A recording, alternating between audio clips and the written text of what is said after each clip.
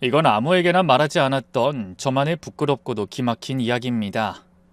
누군가의 농간과 기만에 멀쩡하던 제가 하루아침에 세상 제일 어리석은 사람으로 전락했던 그런 이야기예요. 그러니 제 말 좀 들어주세요. 세밀하고 흥미롭게 아주 맛깔나게 풀어볼 테니까요.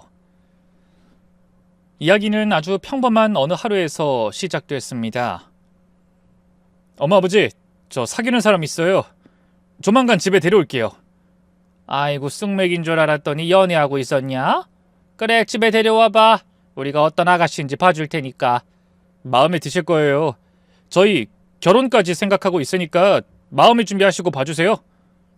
아들이 그런 말을 해서 들뜬 채로 예비 며느리가 올 날을 기다렸어요. 그런데 이틀 뒤였습니다. 그날따라 남편이 이상했어요. 말을 더듬고 오른팔에 힘이 빠진다고 해서 병원에 가봤더니 뇌경색이 왔답니다. 심각한 걸 몰랐는데 그이는 갈수록 상태가 악화됐어요.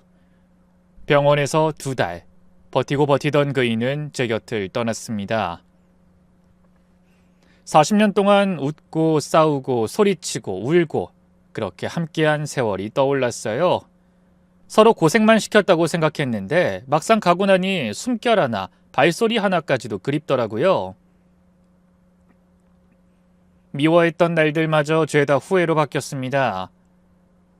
아휴, 네 아버지 조금만 더 버텼으면 네 장가가는 것도 보고 갔을 텐데. 내가 속썩인 게 많아서 그 사람이 나 먼저 놓은 것 같다. 그 말을 들은 아들이 눈을 붉히며 말했죠. 엄마 그런 말씀 마세요. 엄마는 아버지한테 누구보다 잘하셨어요. 제가 그걸 보면서 자랐다고요. 엄만 잘못한 거 하나도 없어요. 내가 그랬나? 그래도 네 아빠 떠난 걸 생각하면 내내 미안한 생각이 들어. 네 아빠 간 뒤로는 나도 오래 살고 싶다는 생각이 잘 안 들기도 하고. 그러자 아들이 울먹이며 말했어요. 엄마 그런 소리 하지 마요. 아들이 결혼하는 것도 보셔야죠. 손주 안겨드릴 거예요. 엄마가 직접 키워주신다고 했던 거 기억 안 나세요? 그제야 정신이 번쩍 들더라고요. 저희 아들이 애인이 있다고 곧 데려온다고 했던 게 떠올랐답니다. 아 맞다. 너 그때 결혼하고 싶다던 여자가 있다고 말했었지? 아버지 장례식 때도 왔었는데 엄마가 정신이 없어서 기억 안 나시나 봐요. 그랬어? 아니 장례식 땐 누가 찾아왔는지 아무도 기억이 안 난다. 어쨌든 집에 데려와봐. 아들이 눈치를 보며 물었습니다. 엄마 정말 괜찮으시겠어요? 아이고 당연하지. 우리 아들 장가가는 길에 내가 무슨 방해가 되겠니? 어떤 아가씨인지 엄마 눈으로 직접 보고 싶다. 날짜 잡자. 아들은 안도의 숨을 쉬며 웃었고 저는 그 미소에 묘하게 안심이 되었습니다. 엄마, 아버지 생각 너무 오래 붙잡고 계시지 마세요. 뭐 생각나는 거야 당연하지만 너무 깊게 생각하고 슬퍼하지 마세요. 저 결혼도 해야 하고 손주도 안겨드릴 테니까 앞으로 좋은 날만 있을 거라 생각하면서 밝게 지내주세요. 그 말에 저는 아주 조금 다시 살아갈 이유가 생긴 듯 했습니다. 며칠 뒤 아들이 말한 그 아가씨가 집에 왔습니다. 문을 열고 들어서는 순간 어디서 봤더라 하는 생각이 스쳤고 인사를 나누자 퍼뜩 기억이 떠올랐습니다. 어머 나 기억났어. 당신 우리 남편 장례식장에 있었죠? 그때 음식 서빙 도와주던 아가씨 맞지 않아요? 예비 며느리가 고개를 살짝 숙이며 말했습니다. 네 어머님 맞아요. 아유 세상에. 난 장례식장 직원인 줄 알았네. 그땐 정신이 없어서 얼굴 제대로 본 것도 기억이 안 나요. 미안해요. 충분히 이해해요 어머님. 그럼 나중에 저까지 신경 쓰시긴 힘드셨을 거예요. 그나저나 저희 둘이 결혼하기로 결정한 건 들으셨죠? 대충 들었어요. 아휴, 우리 남편이 조금만 더 버텼더라면 이렇게 예쁜 며느리 얼굴도 보고 갔을 텐데. 예비 며느리는 안타깝게 생각하는지 고개를 떨궜고 저는 그 모습에 마음이 살살 놓이는 걸 느꼈습니다. 몇 마디 주고받은 것뿐인데도 이 아가씨라면 우리 아들 곁을 잘 지켜줄 거란 믿음이 생기더군요. 지은 씨라고 했죠? 네 어머님 지은이에요. 근데 편하게 말 놓으셔도 돼요. 그래? 그럼 그렇게 할게. 그 진부한 질문일 수도 있는데 지금 무슨 일해? 보험회사에서 신입사원들 들어오면 제가 교육을 맡아요. 회사에서 강의도 하고 현장도 같이 다니고 그래요. 아이고, 목소리가 또렷하더라니 이유가 있었네. 그거 아무나 하는 일 아닌데 대단하다. 그럼 부모님은? 질문이 끝나기도 전에 예비 며느리의 눈빛이 좀 흔들렸습니다. 아버지는 중학교 때 돌아가셨어요. 엄마는 제가 대학 다닐 때 암투병 끝에 세상을 떠나셨고요. 아이고, 가여워라. 그 어린 나이에 혼자서 얼마나 힘들었을까. 저는 저도 모르게 그녀의 손을 꼭 잡아줬습니다. 그 순간 지은이 눈가에 맺히는 눈물, 그 투명한 마음이 가슴에 와닿아 저도 뭉클해지더군요. 고생을 좀 하긴 했지만 그래도 살만했어요. 그리고 이렇게 새로운 어머니를 만날 수 있는 기회가 왔잖아요. 앞으로가 더 기대돼요, 어머님. 참 마음도 곱구나. 내가 부족하더라도 엄마처럼 너한테 따뜻한 사람 되도록 애쓸게. 그럼 저희 허락해 주시는 건가요? 아들이 처음 말했을 때부터 이미 마음은 기울어 있었고 지금 예비 며느리를 보니 더 말해 뭐 하겠어요. 괜찮다 못해 감사한 인연 같았죠. 저는 고개를 천천히 끄덕였습니다. 그래, 너희 하고 싶은 대로 해. 둘이 잘 살아봐. 그날 이후 제 마음속에도 오래간만에 햇살 같은 온기가 퍼졌습니다. 결혼식 날짜가 정해지고 나서부터는 예비 며느리 지은이와 하루가 멀다 하고 얼굴을 마주했습니다. 혼수 보러 다니고 신혼집을 구경하며 여기저기 발품을 팔았죠. 때로는 아들도 함께 나섰는데 셋이 나란히 걷는 그 모습 속에 남편의 빈자리가 크게 느껴지지 않았습니다. 물론 밤이 깊어 조용해지면 그의 따뜻한 숨결과 투박했던 말투, 혼자만의 방식으로 제 곁을 지켜줬던 사람이 그리워지곤 했지만요. 그래도 바쁘게 움직이다 보니 결혼 준비는 별탈 없이 착착 진행되었고 어느덧 결혼식 당일이 성큼 다가왔습니다. 그날 아침 정신없는 하루가 될 테니 피로가 풀릴 때까지 누워있으려고 이불을 덮어쓰고 있었는데 뜻밖에도 지은이가 새벽같이 집으로 들이닥쳤습니다. 어머님이 오늘 얼마나 중요한 분이신지 아세요? 예식장에선 수많은 눈이 우리를 향해 쏟아질 거고 그중엔 어머님을 주시하는 시선도 무척 많을 거예요. 그러니까 사람들 보는데 어머님 미모가 오늘 하루만큼은 대폭 업그레이드된 모습으로 빛나야 하지 않겠어요? 같이 메이크업 받으러 가요. 어서요. 지은이 왔구나. 내가 신부도 아니고 뭐하러 치장을 하냐. 늙은 내가 이 얼굴에 뭘 더 입힌들 얼마나 나아지겠어. 아들이랑 먼저 가. 난 좀 이따 나갈게.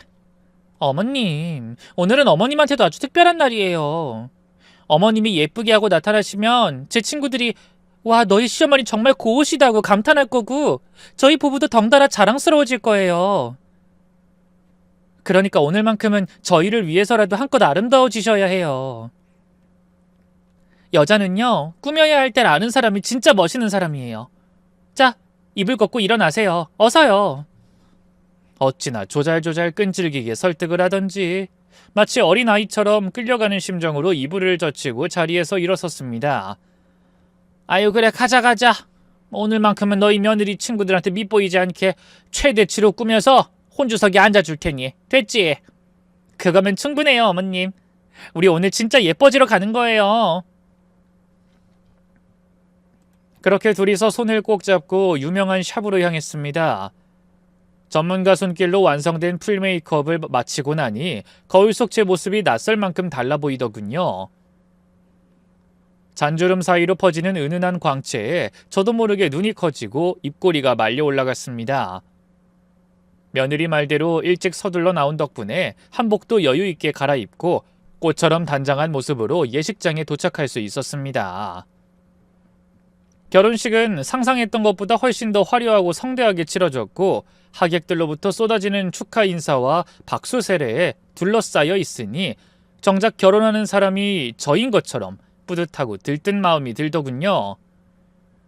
그렇게 제겐 또 하나의 새로운 가족이 정식으로 자리 잡은 날이자 잊지 못할 한 장면이 조용히 완성된 날이었습니다. 아들과 며느리가 부부가 된 지 열흘쯤 되었을 무렵 조심스레 신혼집을 찾았습니다. 신혼이니 괜히 불청객처럼 보일까봐 눈치를 봤지만 며느리가 식사 한 끼 대접하고 싶다며 먼저 초대를 했기에 고맙고도 설레는 마음으로 길을 나섰습니다. 현관문을 열자마자 눈앞에 펼쳐진 광경이 뜻밖이었습니다. 우리 아들이 고무장갑을 양손에 끼고는 쓰레기 봉투를 2개 가득 들고 나오는 게 아니겠어요. 귀남아, 너 지금 뭐하니? 그 손에 든 거 설마 다 쓰레기야? 엄마 오셨어요? 네, 그 쓰레기 버리러 나가는 길이에요. 금방 다녀올게요. 그동안 집사람이랑 얘기 나누고 계세요? 아니 잠깐만, 이 많은 걸 너 혼자 들고 간다고? 야, 안 되겠다, 같이 가자. 그건 둘이 해야지. 아니에요 엄마, 이 정도 혼자 충분해요. 엄마는 들어가서 쉬고 계세요. 아들이 힘겹게 쓰레기를 들고 나서는 걸 보니 마음 한구석이 답답해졌습니다.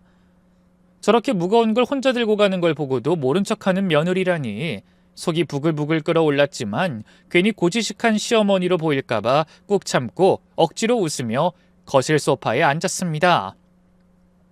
그때 며느리가 조용히 제 옆에 앉더니 능청스럽게 웃으며 말했죠.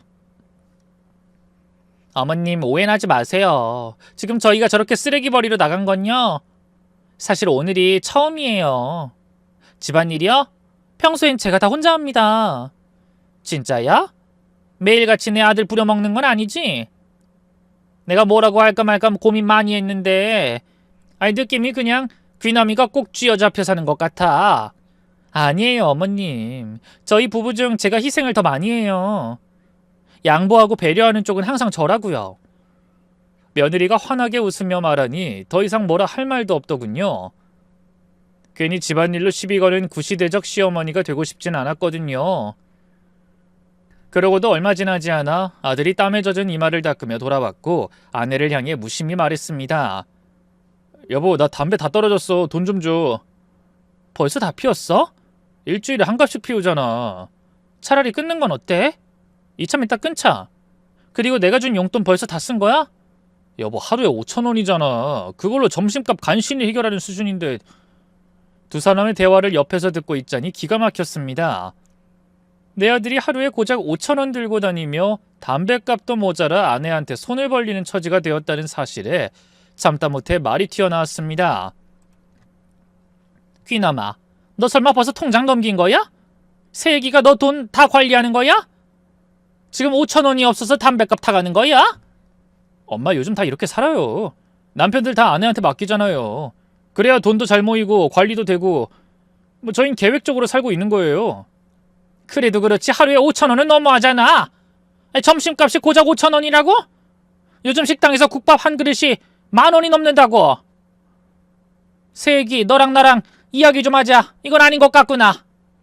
어머님, 점심은 구내 식당에서 먹잖아요. 5,000원으로 간식 정도는 해결할 수 있어요. 아들의 표정이 움찔하고 며느리도 순간 눈을 내리깔았지만 곧 단단하고도 침착한 말투로 입을 열었습니다. 아무리 그래도 하루 5,000원은 좀 심한 거 아니냐? 아니 그 전에 네가 왜 아들 통장을 관리하니? 너무 이런 거 아니야? 어머님, 그렇게 말씀하시면 저도 좀 서운해요.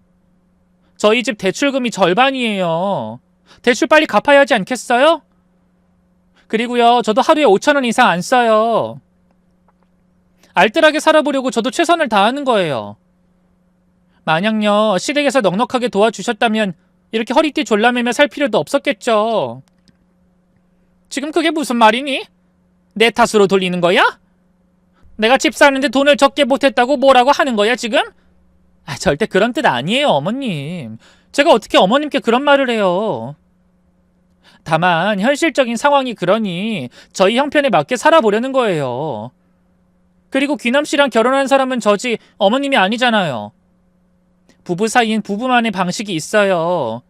간섭보단 존중을 부탁드릴게요. 그리고 훗날 아이 낳게 되면요, 지금 아껴둔 돈이 큰 도움이 될 거예요. 허덕이며 키우는 것보다 준비된 경제력으로 안정적인 육아를 하는 게 훨씬 나을 테니까요. 저희가 이렇게 사는 거 어머님께 손 벌리지 않으려고 애쓰는 거예요. 그 마음 이젠 좀 이해되시죠? 며느리의 말투는 한치의 흐트러짐도 없이 담담하고 또렷했습니다. 냉정하다기보다는 정돈된 이성으로 자신을 지키는 단단한 말투. 막 소리를 내어 화를 내려던 제 입이 며느리의 조용한 눈빛을 마주하자 그만 굳어버렸습니다. 기가 막힌 동시에 왠지 밀려드는 죄책감에 가슴이 저려왔죠. 신혼 초이니 그냥 한 번은 넘기기로 했습니다. 아들이 며느리에게 푹 빠져서는 그녀가 하는 말이라면 눈을 감고도 믿는 듯 했고 보기에도 푹 젖어 있더군요. 굳이 말해봤자 아들 귀엔 바람 소리처럼 스쳐갈 것 같아서 한동안은 아무 말 없이 내버려 두기로 했습니다. 그런데 한 달쯤 지나 찾아간 신혼집에서 본 광경은 도저히 눈을 감을 수 없는 수준이었습니다. 부엌과 거실을 오가며 청소도, 정리도, 설거지도 전부 아들 혼자 하고 있었고 며느리는 소파에 퍼져 앉아 손가락으로 방향을 가리키며 이래라 저래라 지시만 하고 있었습니다. 새아가, 귀남아, 이게 지금 뭐 하는 거냐? 집안일을 하려면 부부가 함께 해야지. 왜 내 아들 혼자 다 하고 있니? 아니, 엄마, 그게 아니라요.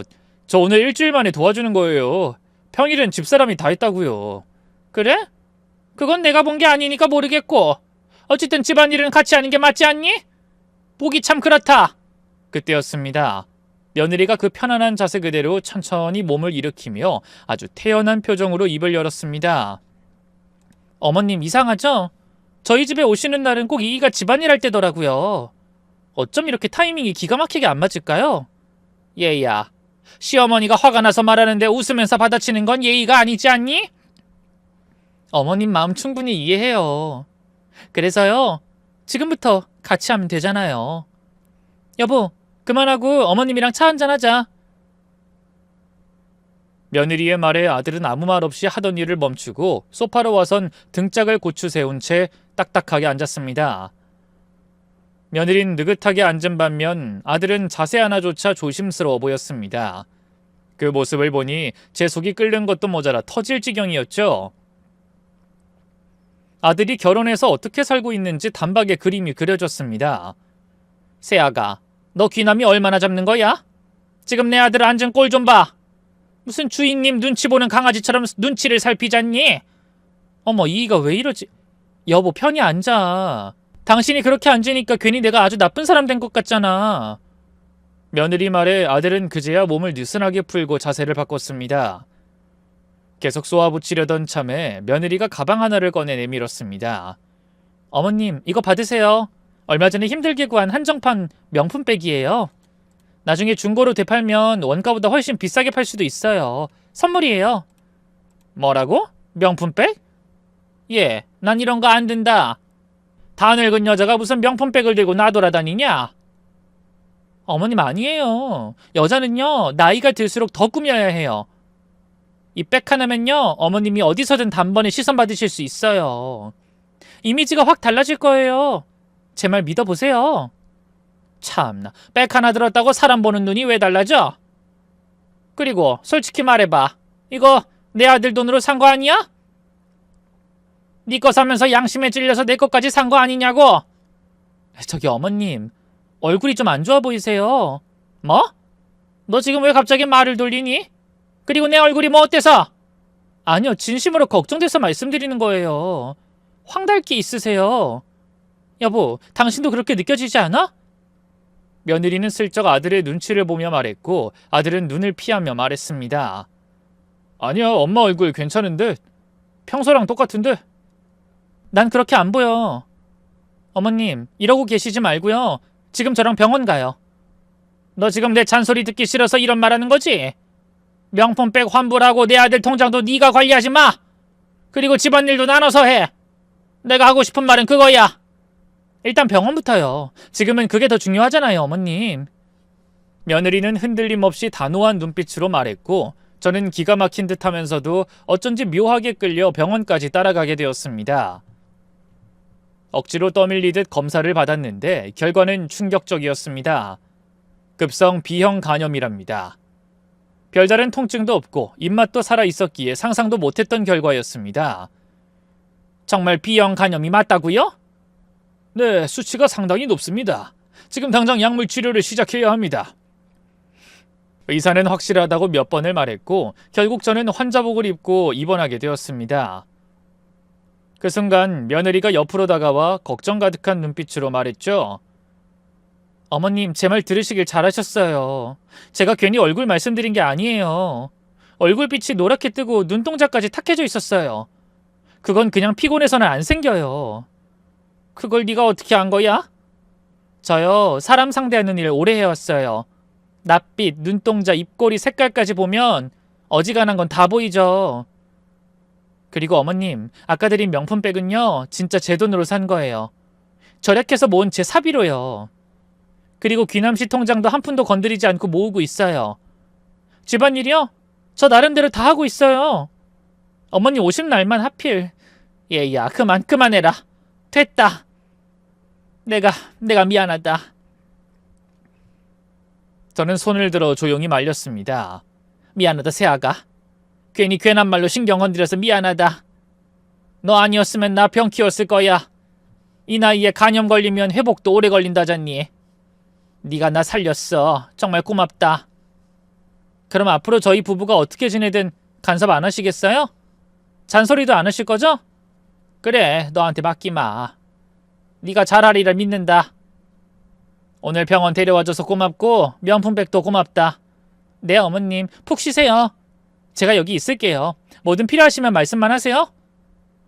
그렇게 며느리 덕분에 병을 조기 발견하고 빠르게 치료할 수 있었습니다. 며칠 병원에 입원해 있는 동안 지은이는 매일같이 찾아와 곁을 지켰고 퇴원할 때도 직접 저를 차에 태워 집까지 데려다 줬습니다. 그날 집에 도착하자마자 며느린 주방으로 들어가 말도 없이 냉장고를 열고 조용히 음식을 만들기 시작했습니다. 조금 더 지켜보니 며느린 정말이지 현명하고 지혜로운 사람이었습니다.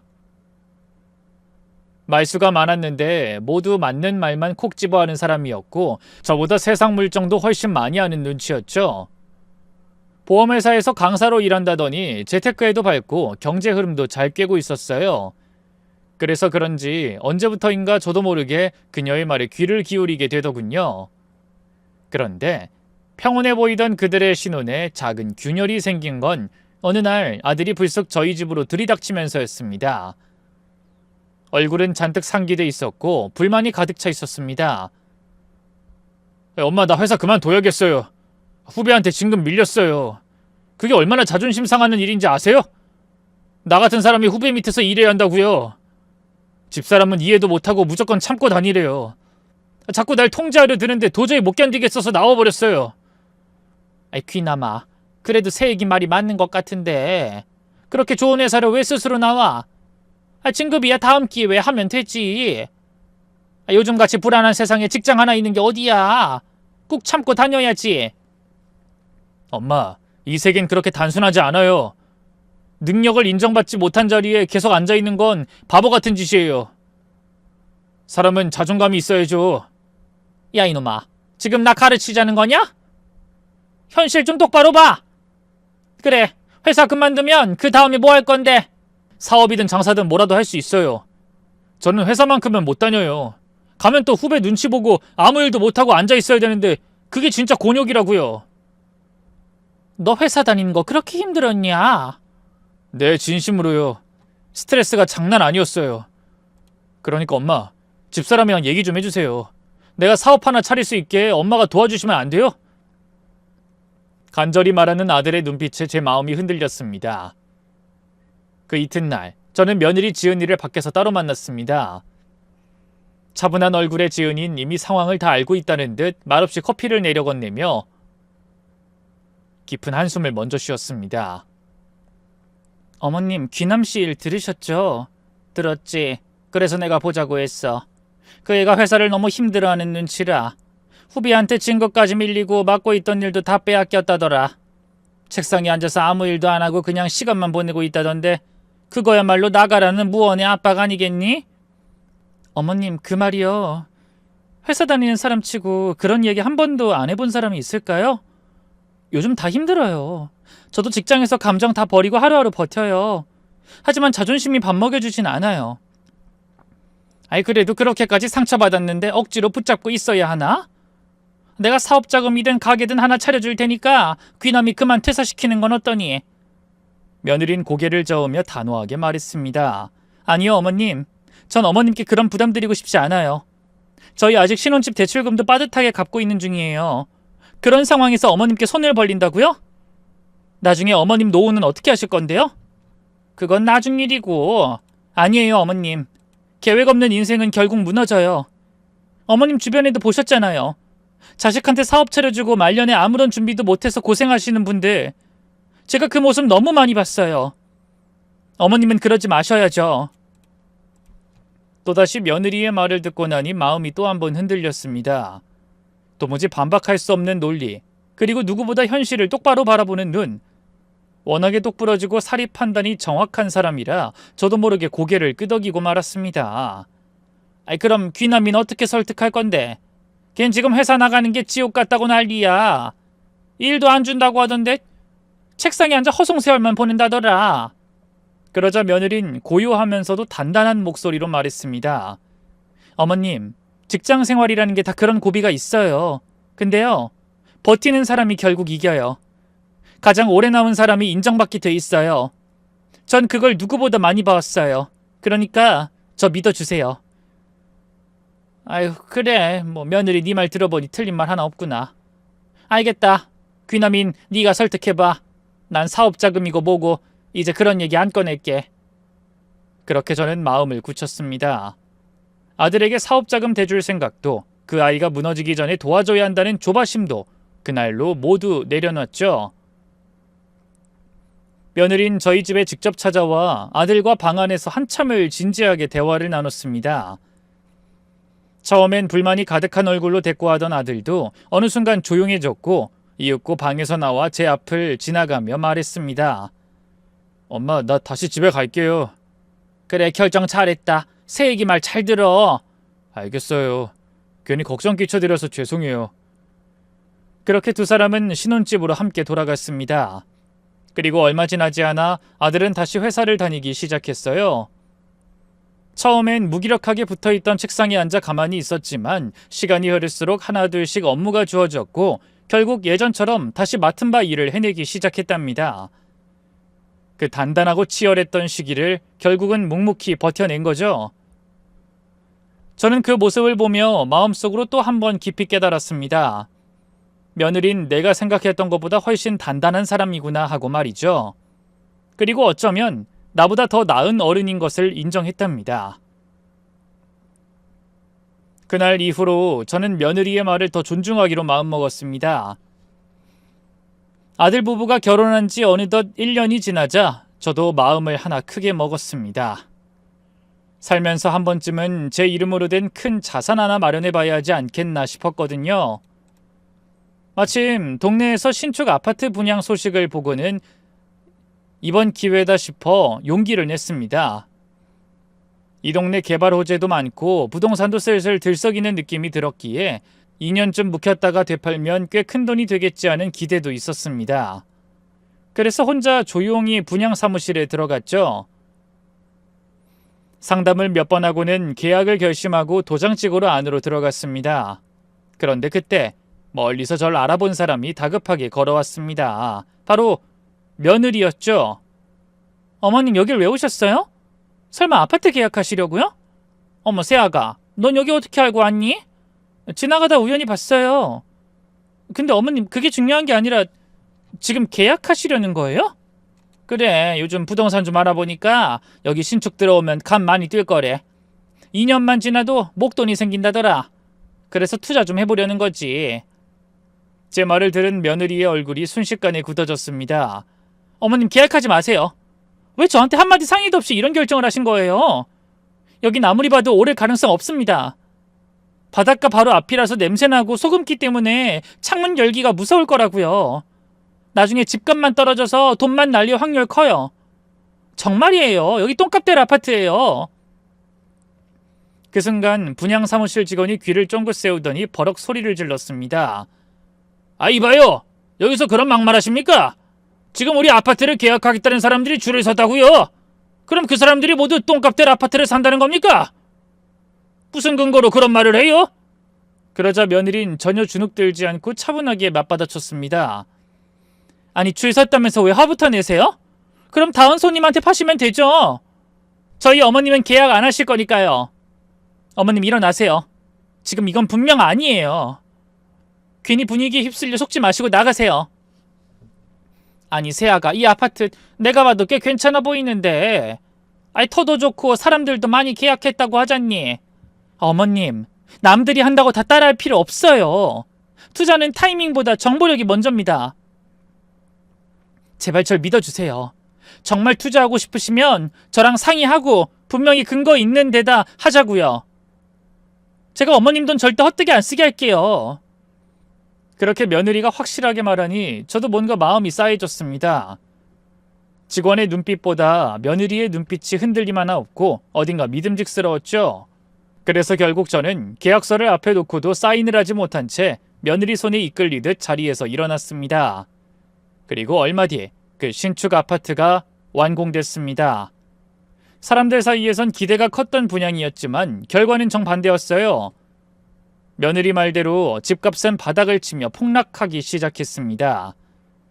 알고 보니 그 아파트는 바닷가와 너무 가까워서 창문만 열면 소금기 섞인 습기와 비린내 그리고 조수지 쪽에서 불어오는 악취 때문에 민원이 끊이질 않는다더군요. 입주자들 사이에서도 불만이 터져나왔고 급하게 내놓은 매물도 아예 팔리지 않아 중개소마다 골머리를 앓고 있었습니다. 정말 며느리가 말했던 그대로였습니다. 아이 새아가 그 아파트 말인데 진짜 계약 안 하길 천만다행이다. 시세 보니까 절반까지는 아니어도 아유 뭐 그야말로 똥값 됐더라. 거 봐요 어머님. 그때 제가 뭘 했어요. 무턱대고 사람들 따라가지 말고 절 믿으시라니까요. 그래 네 말 안 들었으면 나 지금 발 동동 구르고 있었을 거야. 네 덕분에 재산도 지켰지. 마음도 덜 상했고. 아유 정말이지. 이번엔 내가 배운 게 많다. 이젠 괜히 욕심 안 부릴 거야. 잘하셨어요. 나중에 어머님 투자하실 일 생기면 제가 꼭 알려드릴게요. 응, 이제 며느리 너만 믿는다. 알려줘. 꼭 알려줘야 해. 그날 이후로 저는 지은이를 보는 눈이 완전히 달라졌습니다. 단순한 며느리가 아니라 제게 진심을 다해 조언해주는 든든한 인생 파트너 같았죠. 아들과 통화하는 것보다 며느리랑 이야기 나누는 게 더 자연스러웠고 가끔은 따로 만나 점심도 먹고 속 얘기도 나누는 사이가 되었습니다. 그러던 어느 날 반가운 소식이 들려왔습니다. 아들 부부에게 새로운 생명이 찾아왔다는 이야기였죠. 며느리가 임신했다는 소식에 저는 기쁜 마음으로 한달음에 달려갔습니다. 거실로 뛰어들어가 며느리를 끌어안고 아이처럼 방방 뛰며 축하했죠. 우리 며느리가 임신을 했다고?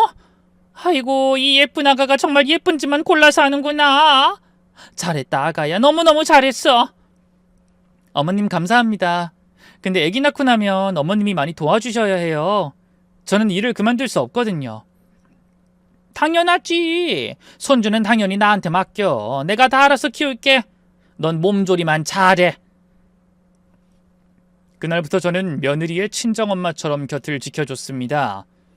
하루가 멀다 하고 신혼집을 찾아갔고 지은이가 푹 쉬고 잘 먹을 수 있도록 온갖 반찬을 해날랐으며 몸이 불편한 날이면 조용히 거실을 정리해 놓고 나왔습니다. 그렇게 10달의 시간이 흐르고 며느린 건강한 산모로 그리고 저희 가족의 보물 같은 예쁜 손녀를 출산했습니다. 손녀가 태어난 이후로는 하루하루가 참 빨리도 흘러갔습니다. 시간이 어떻게 가는지도 모르게 바쁘고 또 기쁘고 숨 쉴 틈 없이 행복했습니다. 며느린 산후조리를 마치자마자 회사로 복귀했고 전 그때부터 아침부터 밤까지 온전히 손녀를 돌보는 삶이 시작됐죠. 기저귀 갈고 이유식 때우고 낮잠 재우고 처음엔 서툴렀지만 손녀의 미소 하나면 모든 피로가 스르륵 녹아내렸죠. 그야말로 제 인생에 다시 없을 황금 같은 시간이었습니다. 그런데 그 고요한 일상이 한순간에 무너진 건 어느 저녁 무렵이었습니다. 문이 열리고 들어온 아들의 얼굴이 어두컴컴했습니다. 눈가엔 피곤이 가득했고 입술은 굳게 다물린 채 말도 없이 신발을 벗었습니다. 귀남아, 너 무슨 일 있어? 얼굴이 왜 그래? 엄마, 저 죄송한 말씀 드려야겠어요. 그 순간 마음이 불쑥 불안하게 울렁였습니다. 뭔데? 또 무슨 일이야? 아들은 고개를 푹 숙인 채 낮고 단호한 목소리로 말했습니다. 저 이혼할 겁니다. 뭐라고? 마치 가슴을 쿵 하고 내려치는 돌덩이 같은 말이었습니다. 지금 넌 뭐라고 했니? 농담이지? 아니에요, 진심입니다. 집사람이랑 이혼할 겁니다. 정말 황당했습니다. 맑은 하늘에 벼락이 내려치는 기분이었어요. 도대체 무슨 소리야? 너희처럼 사이 좋던 부부가 왜 갑자기 이혼을 해? 아니 무슨 일이길래 그러는 거야? 죄송해요, 엄마. 그 이유는 지금은 말씀 못 드리겠어요. 나중에 다 말씀드릴게요. 야, 귀남아. 너 지금 홧김에 이러는 거지? 싸우고 나서 감정에 휩쓸린 거잖아. 아무리 화가 나도 네 딸 아름이 앞에서 이혼한다는 소리는 심했다. 애가 지금은 못 알아듣는다 쳐도 이런 말은 자식 앞에서 하는 게 아니야. 저는 손녀를 꼭 끌어안은 채 분노를 꾹꾹 눌러가며 아들을 바라봤습니다. 하지만 아들은 한치의 흔들림도 없이 말했습니다. 엄마, 저 진심이에요. 이혼은 이미 마음 먹었고 그대로 할 겁니다. 그리고 아르민 집사람한테 데려다 줄게요. 주세요. 너 진짜 왜 이러니? 나중에 다 설명해 드릴게요. 지금은 그냥 저 믿어주세요. 말을 마친 아들은 조심스럽게 제품에 안겨있던 손녀를 빼앗아 들더니 서둘러 나갔습니다. 도대체 부부 사이에 무슨 문제가 있길래 아들의 이혼을 입에 올렸을까 싶어 며느리에게 전화를 걸려고 핸드폰을 꺼냈는데 때마침 제 핸드폰이 울렸습니다. 전화의 주인공은 며느리였죠. 어머님, 혹시 오늘 저랑 잠깐 이야기 나누실 수 있으실까요? 조용한 데서요. 그래, 안 그래도 전화하려고 했다. 어디서 볼까? 저희 고부는 손님이 거의 없는 구석지고 조용한 카페에서 만나 마주 앉아 한동안 아무 말 없이 서로를 바라만 봤습니다. 그러다 제가 먼저 말을 꺼냈죠. 새아가, 지은아, 너희 무슨 문제 있니? 아이, 귀남이가 심상치 않더라. 이혼하겠다고 하길래 깜짝 놀랐어. 며느린 제 눈치를 살피듯 잠시 머뭇거리다가 조용히 말했습니다. 그이가 뭐라고 하던가요? 이혼 이유 말하던가요? 아니, 이유는 말 안 하고 갑자기 이혼하겠다고 하더라고. 아무래도 싸우고 감정이 격해져서 그런 소리 한 거겠지 했는데, 아니 대체 왜 싸운 거야? 애 앞에서까지 그런 말이 나올 정도면 많이도 다퉜나 보더구나. 죄송해요, 어머님. 사실 돈 문제로 의견이 좀 엇갈렸어요. 그이가 아는 선배 회사에 투자를 하겠다고 했는데 제가 그걸 말렸거든요. 그리고 마침 제가 따로 준비하고 있던 투자처가 있었어요. 아는 지인을 통해요. 그랬더니 자존심이 상했는지 화를 크게 냈어요. 뭐라고? 아이, 고작 그걸로 이혼 운운한 거야? 저는 어이가 없다는 듯 웃음을 지으며 고개를 저었습니다. 아니, 참 우리 귀남이 별것도 아닌 걸로 뭘 그렇게 혼자 속을 끓이나 몰라? 어머님, 우리 딸도 있고 아이를 위해서라도 저는 안정적인 방향을 선택하고 싶었어요. 어머님도 잘 아시잖아요. 그때 신축 아파트 때도 제가 말려서 피해 안 보신 거 기억하시죠? 그 말에 저는 더 이상 뭐라 할 말이 없었습니다. 며느리가 밝게 웃으며 말했죠. 어머님, 디저트 하나 시킬게요. 단 거 드시면 기분 좋아지시잖아요. 좀 이따가 드릴 말씀 있어요. 중요한 이야기요. 며느리가 카운터로 향해 케이크와 커피를 주문하러 간 사이 제 핸드폰이 다시 울렸습니다. 아들이었습니다. 귀남아. 엄마, 혹시 지금 집사람 만나셨어요? 그래, 지금 카페야. 네가 왜 이혼하겠다는 건지 들었어. 야, 아무리 생각해도 별일 아닌 걸로 왜 그렇게 화를 냈니? 그 여자가 뭐라고 했어요? 별거 아니라고요? 엄마, 그 여자가 하는 말 믿지 마시고 당장 나와요. 엄만 모르고 계시겠지만 그 여자가... 아니, 제가 지금 갈게요. 절대로 아무것도 드시지 말고 뭐라고 말하든지 들어주지 마세요. 제가 가서 전부 진실을 말씀드릴게요. 아들은 격한 숨을 몰아쉬며 다급하게 말했지만 저는 피식 웃음이 나왔습니다. 얘가 왜 이래? 우리 지금 디저트 시켜놨어. 천천히 이야기 나누고 갈 거니까 괜한 소리 하지 말고 일이나 해라. 아들이 뭐라고 더 말을 했지만 전화를 끊어버렸습니다. 이윽고 며느리가 조각 케이크와 커피를 들고 돌아왔습니다. 저희는 커피 한 모금과 케이크를 먹었습니다. 분위기는 좋아졌죠? 어머님, 제가 부탁드리고 싶은 게 하나 있어요. 들어주실래요? 그래, 말해봐라. 너한텐 늘 마음 열려있는 거 알잖니? 며느린 작은 미소를 지으며 제 손등에 살짝 손을 얹었습니다. 역시 어머님은 언제나 따뜻하세요. 그래서 믿고 말씀드릴 수 있어요. 어머님이 저희 딸에게 뭔가를 해주셨으면 해요.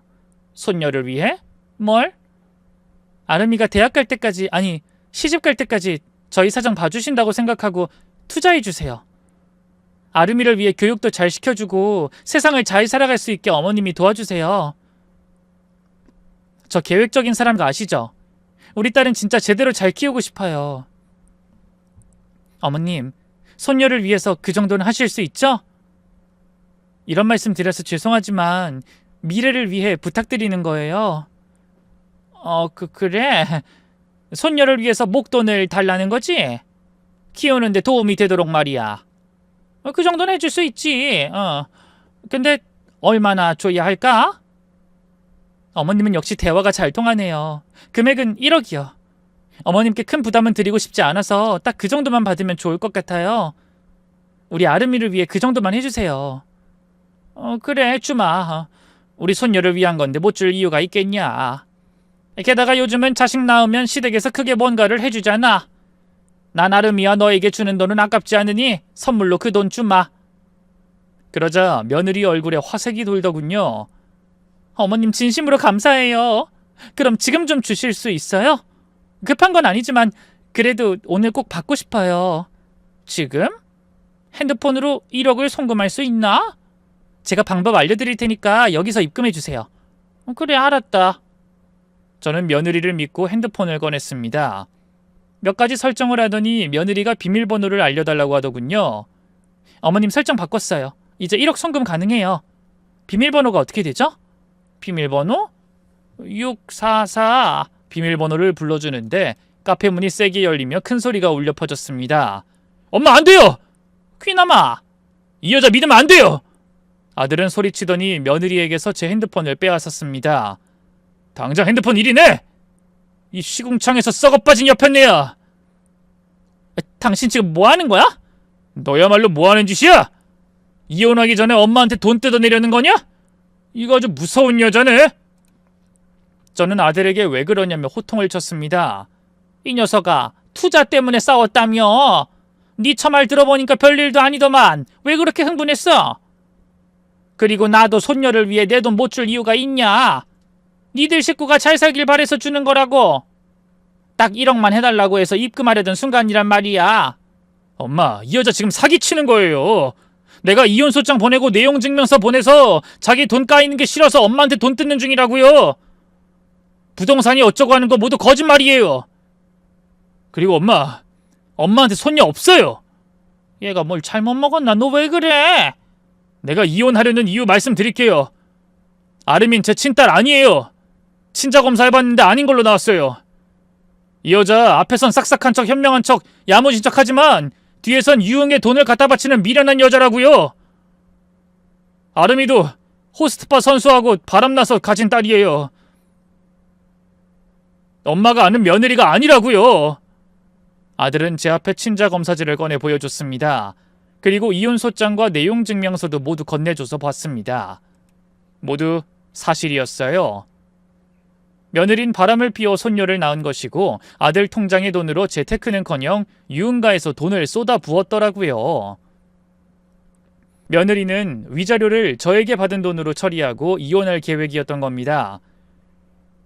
저는 믿어왔던 며느리에게 뒤통수를 제대로 맞아서 머리가 핑핑 돌았습니다. 어떻게 네가 새애기 네가 어떻게 그런 짓을... 그럼 아름이가 내 손녀가 아니란 말이야? 거의 다 됐는데 재수없게 남편 자식이 들이닥쳐가지고... 뭐야, 그럼 모두 사실이라는 거야? 어머님, 그냥 취미생활 즐겼을 뿐인데 이이가 난리치는 거예요. 사회생활 하다 보면 남자들이 룸사랑 가고 그러는 거 아시죠? 이이도 아마 그런 데 많이 갔을걸요? 그러자 제 아들이 비웃으며 대답했습니다. 아니거든? 너같이 더럽게 논 적 없거든? 아무튼 어머님, 전 일에 대한 스트레스를 유흥가에서 풀었어요. 그러다 실수했고요. 근데 어머님, 누구 딸인지 뭐가 중요해요? 우린 이미 아름이를 가족으로 잘 키우고 있잖아요. 제가 한 실수 때문에 가정이 깨져서 되겠어요? 안 되겠어요? 어머님, 저 옆에 두면 항상 이득이 생기는 거 아시죠? 그러니까 이의 좀 말려주세요. 이혼하지 말고 이번 일은 봐주기로 하자고요. 얘가 진짜였구나. 단단히 돌았어. 너 남의 자식 낳은 거니? 게다가 그 사실 알고 아들이 이혼 소송했더니 위자료를 나한테서 뜯어가려고 했단 말이야? 아름을 위해 투자해달라는 게 결국엔 위자료를 돌려막으려던 셈이었어? 네가 그러고도 사람이야? 어머님 흥분하지 마시고 제 이야기 좀 다시 들어보세요. 어머님, 제가 현명한 사람인 건 아시죠? 자, 다시 시작할게요. 그러니까 어머님 손녀는 저는 말꼬리를 자르고 며느리의 주둥이를 손바닥으로 갈겼습니다. 잘못한 걸 모르고 당당하게 짓거리는 그 주둥이를 막으려고 연신 손바닥으로 갈겨주고 머리채까지 잡았죠. 이게 감히 우리 모자를 농락해? 딴 놈애를 낳아놓고서 우리 손녀로 계속 키우자는 말이 그리 쉽게 나오냐? 아! 어머님 말로 해요, 말로. 제 말을 좀 들어주세요. 닥쳐! 더 들을 것도 없고 말할 것도 없으니까 입 닥치고 처맞기나 해! 조용한 카페에 손님이라곤 저희밖에 없어 말리는 사람이 없었습니다. 주인은 놀라서 경찰에 신고하려고 했는데 아들이 집안일이니 끼어들지 말라고 하며 신고를 못하게 했습니다.